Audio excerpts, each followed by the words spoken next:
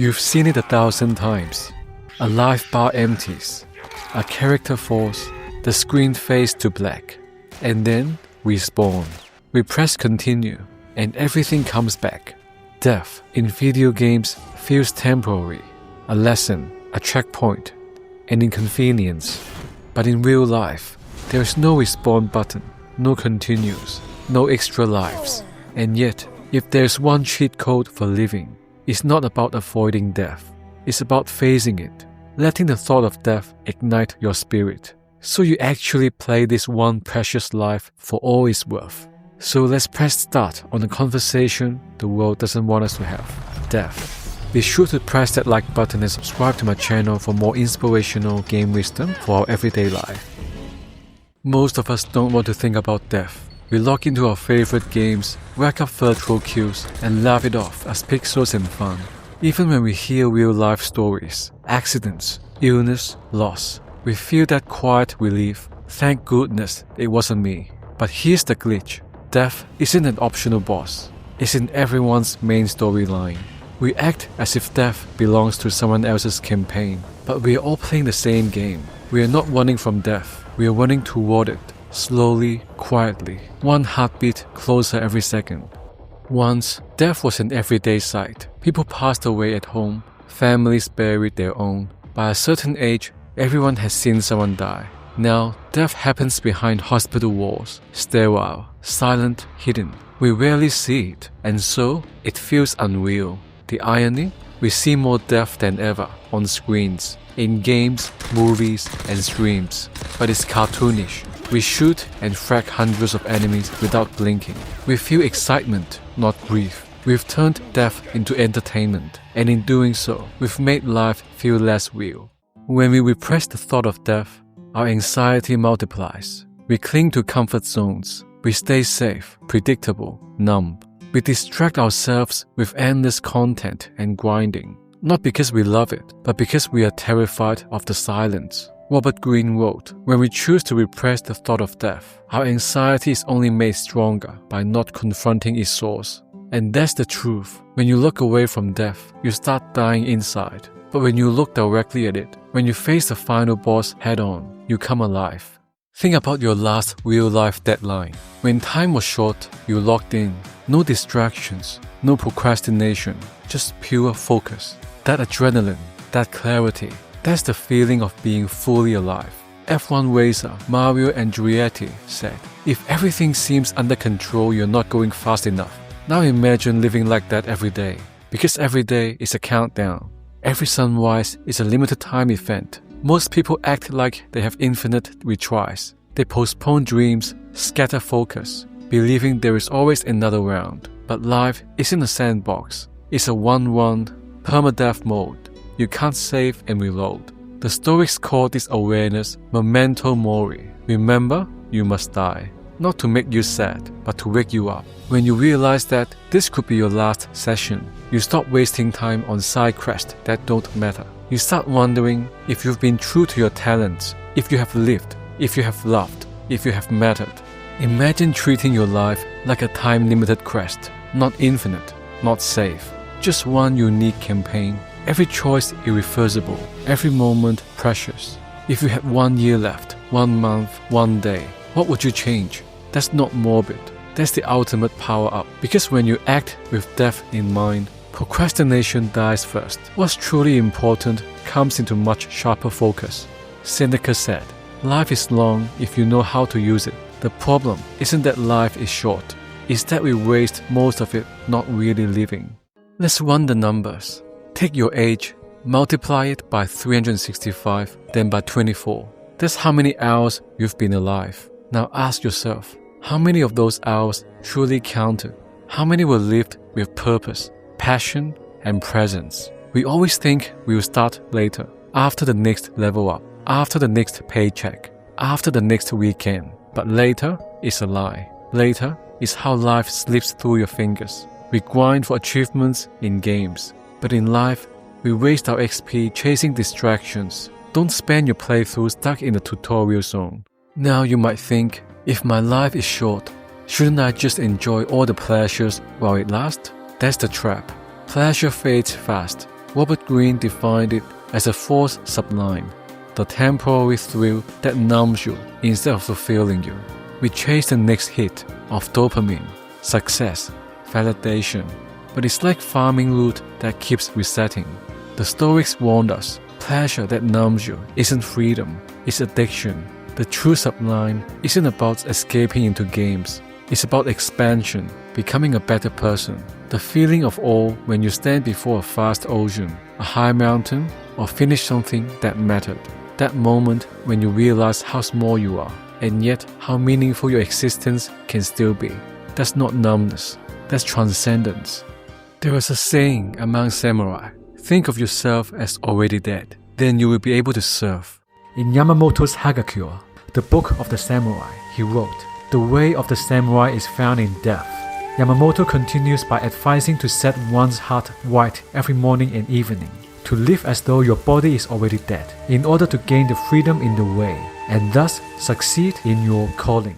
When you accept death, something changes. You stop fearing loss, you stop hesitating, you become unstoppable. Because once you've accepted the worst outcome, you're finally free to live your best. The part of you that clings to fear must experience a sort of death and crucifixion so that your higher self that seeks the best fortune undergoes a kind of rebirth. To live fully, you must die empty. To find your best self, you must lose your weak self. Leave nothing unused. Don't die with your music still in you, your art unmade, your dreams unplayed. Pour it all out, every ounce of energy, love, and courage. Empty the tank before the final boss. Because the tragedy of life is not death, but what we let die inside of us while we are alive. Here's a truth most people miss. We are not built for comfort. We are built for contribution. Humans are wired to serve something greater than ourselves. A cause, a mission, a purpose. Even in our favorite games, the most powerful stories aren't about hoarding loot. They are about sacrifice, about saving someone, protecting something, becoming the hero in your own small way. When you forget death, you forget that calling. You start playing selfishly, chasing gear, gold, and glory that won't matter when the credits roll. But when you remember death, you play differently. You fight for meaning. You give back. The purpose of life is to find your gift and give it away, leaving your legacy. That's how your life becomes legendary. It's an old Hindu proverb. My mother taught it to me.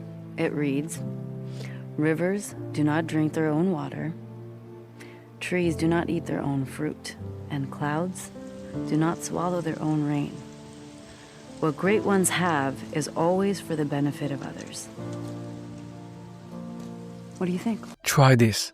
Pretend, just for today, that you are seeing everything for the last time. The faces of your friends, the hum of traffic, the sunlight through your window, even the sound of your controller clicking in your hands. Imagine all of it continuing without you after you died. Then imagine being brought back just for one moment. Suddenly, everything glows. Every pixel, every breath, every sound becomes sacred. That's not sadness. That's presence. That's awareness. The Stoics practice this to awaken gratitude. Because when you realize everything is temporary, you start treating everything as precious and meaningful. We cling to things, our youth, our pain, our past achievements, as if holding tighter will stop time. But impermanence is the essence of life. Everything you love is temporary, and that's why it's beautiful. Imagine a game that never ends, no challenge, no loss, no final boss. At first, it sounds like a dream, but really, it would be boring as hell. Meaning comes from limits. Death gives life its shape. It's the frame that makes every scene matter. Every moment is vivid because it won't last forever. The path is not made for you. You make it by walking. There is no guidebook for your destiny. No fast travel. No guaranteed loot drops. There is only this step, and the next, and the next. Carl Jung wrote, "The individual path is never prescribed. You do not know in advance and simply comes into being itself when you put one foot in front of the other." His advice for walking such a path was to quietly do the next and the most necessary thing. So don't overthink the whole quest. Just play the part in front of you with conviction. That's how the path appears, one deliberate move at a time. Time is an illusion. There's only now. Yeah. Can you feel it? There's nothing else than now. Everything happens now. Can you feel it? The pain of growth in taking one step at a time is so much less expensive than the devastating cost of regret. And when you look back, you realize that was your fate all along. As gamers, we already train with death more than most. Every defeat, every failure, every you died screen is a tiny rehearsal, and each time we respond stronger, more skilled, more aware. That's what makes gaming so profound when you look deeper. It teaches you to die and restart, not just in-game, but in life. Every loss is a respawn point for growth. Think about the last time your health bar was blinking red. You were focused, sharp, fully alive. Every move mattered, every second counted. That's how life is meant to be lived. Not in endless distraction, but in pure awareness. Death isn't here to scare you. It's here to wake you, to remind you you're still in the game, and the clock is still ticking. One day, your screen will fade to black. No continues, no response. But between now and then, you have something sacred. Time. Use it. Don't waste it on resentment, fear, or endless side quest. Commit fully to your mission. Create something. Love deeply. Explore boldly. Because when your final credits roll, you won't be afraid. No regret. You'll be ready. You'll look back and say, I played my game to the fullest. Every heartbeat is a reminder that you are still here, still alive, still able to move, still able to change. Death is closer than you think, but so is life. So don't waste another second. Pick up your controller, not just in the game, but in your story. Play with purpose, live with intensity, and when your run is over, die empty, because that's how legends die. If this message resonated with you, smash that like button and share with someone who needs a wake-up call. Subscribe for more wisdom-infused gaming insights, and remember, don't just play. Live inspired. Thank you for watching.